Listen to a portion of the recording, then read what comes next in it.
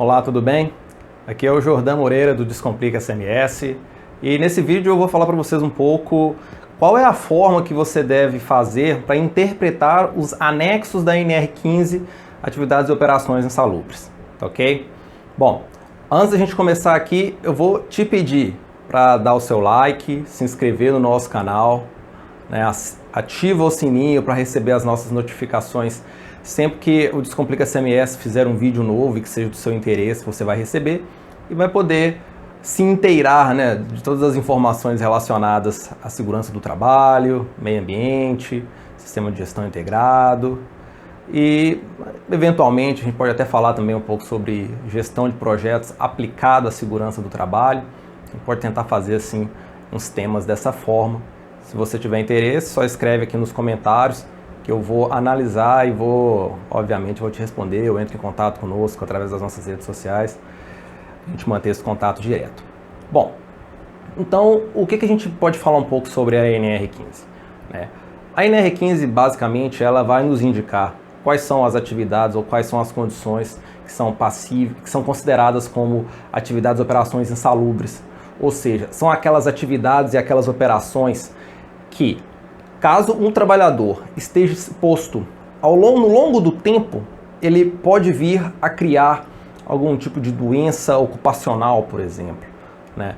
Então, ao contrário de periculosidade, por exemplo, nós vamos falar em outro vídeo, eu estou falando aqui não de uma doença que se desenvolve naquele momento ou num curto prazo, né? Sempre quando eu me refiro à insalubridade, eu estou me referindo a uma doença ou uma situação que se desenvolve com o longo do tempo, né? Com o passar do tempo.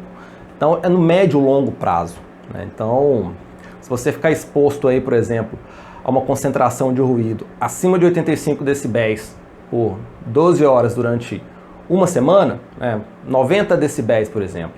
Você ficou exposto a 90 decibéis de ruído por 12 horas por dia durante uma semana. Você não vai perder sua audição, né? Mas se isso se repete de forma frequente e consistente, 1, 2, 3, 4, 5, 10 anos, aí sim você vai perder um pouco da sua capacidade auditiva devido a estar exposto a uma concentração de ruído acima daquele limite de tolerância que foi descrito na NR15, né?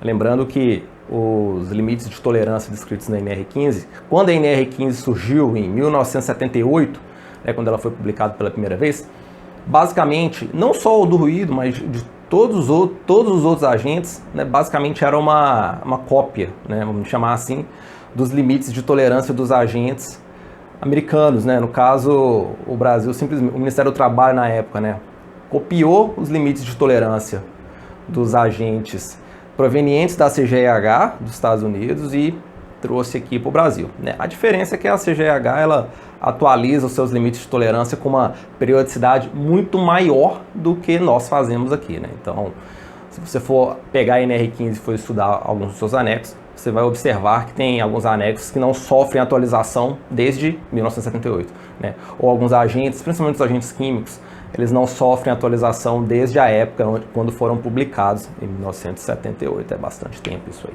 né? Então, como que eu vou interpretar, né? A NR15, basicamente, ela tem 3 tipos de adicionais financeiros, né? Então, o que o Estado faz? A empresa, você não pode deixar com que o seu trabalhador ele fique exposto a situações que no longo prazo, ou no médio ou no curto, levem a ele a desenvolver algum tipo de doença, algum tipo de celeuma. Porém, se você não for capaz de fazer isso, né, se você não puder impedir com que esse trabalhador fique exposto a agentes acima do limite de tolerância, tá tudo bem, né? Você paga um adicional no salário desse trabalhador e fica tudo bem, né? Muitos trabalhadores, eles consideram o adicional de salubridade, obviamente, parte dos seus salários, eles contam com aquilo, porém, no meu ponto de vista, você está trocando a sua saúde por dinheiro, e um dinheiro muito pouco, né? Porque o adicional de salubridade ele pode ser 10%, 20% ou 40% sob o salário mínimo vigente naquela região, né? Ou seja, se nós fosse pegar o exemplo de hoje, nosso salário mínimo é 1.000 e alguma coisa, não sei, é menos de 1.100, eu acho. Nós estamos falando aí de, no máximo, 40% sobre esse valor, né? Então, eu entendo como sendo um valor muito pequeno, uma vez que você está trocando a sua vida útil, né, por receber esses valores aí. Bom, então a NR15 ela te dá as informações relacionadas a quais cenários, ou a quais agentes, ou quais situações você tem um adicional de insalubridade de grau mínimo, que no caso seriam os 10%, o grau médio, que seriam os 20%, e o grau máximo, que são os 40%. Bom, a NR15 ela também tem 14 anexos, né? E cada anexo trata de um determinado assunto.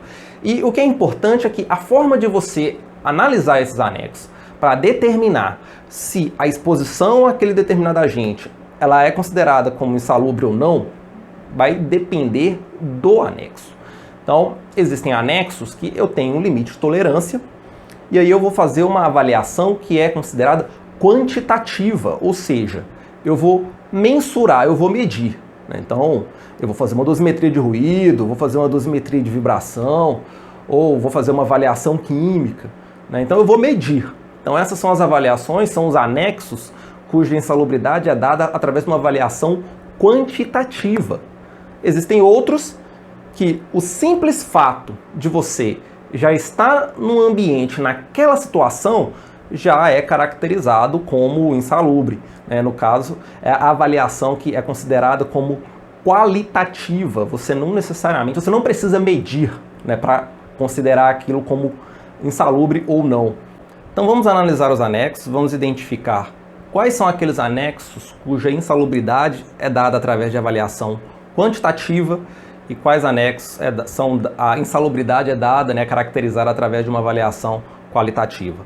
Quando eu me refiro à avaliação quantitativa, ou seja, aquela que eu tenho que mensurar, nós temos os anexos 1, né, que fala sobre ruído contínuo intermitente, o anexo 2, que é ruído de impacto, o anexo 3 de calor, o anexo 5 de radiação ionizante, o anexo 11 de agentes químicos e o anexo 12 de poeiras minerais. Agora, os anexos cuja insalubridade é dada através de uma avaliação qualitativa, porém, é necessário com que haja uma inspeção no local de trabalho, né, para poder caracterizar essa insalubridade. Então, nós temos a radiação não ionizante, né, que é do anexo 7, o anexo 9, frio, o anexo 10, umidade.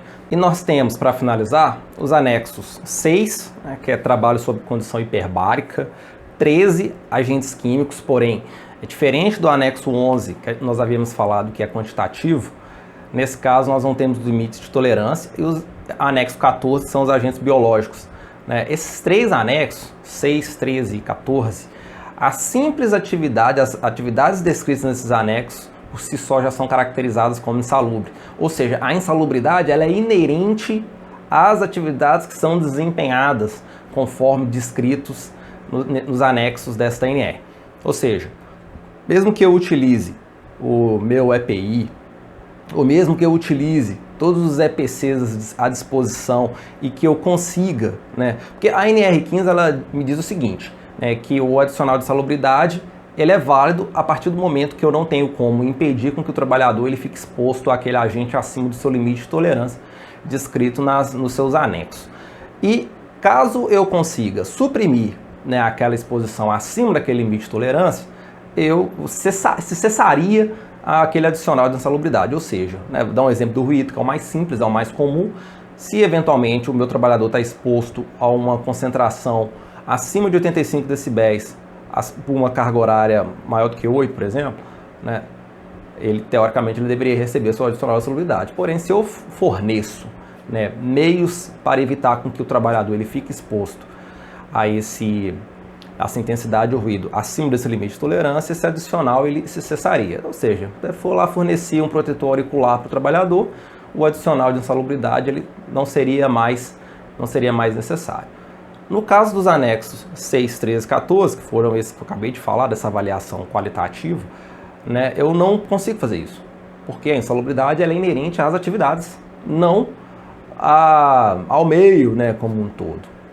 Então não existe, por exemplo, um modo de evitar com que um profissional que faz mergulho, né, em águas profundas ele não fica exposto a altas pressões, por exemplo, não tem que passar por aquele processo de descompressão, né? Então, agentes biológicos, por exemplo, do anexo 14, né? Então não tem um EPI específico para isso, uma vez que, né, a própria NR15 ela me diz que as atividades listadas e descritas nesses anexos, elas já são consideradas como insalubre. Bom, então é isso que eu queria passar para vocês hoje. Espero que vocês tenham gostado. Se vocês tiverem alguma sugestão aí de vídeo ou de assunto, escreve aqui embaixo. Então manda uma mensagem para a gente aí no Instagram ou mesmo na nossa página do Facebook. E espero que você tenha gostado. Se tiver ficado alguma dúvida, escreve aqui que nós vamos responder você. Então, obrigado por ter ficado até aqui. Até a próxima.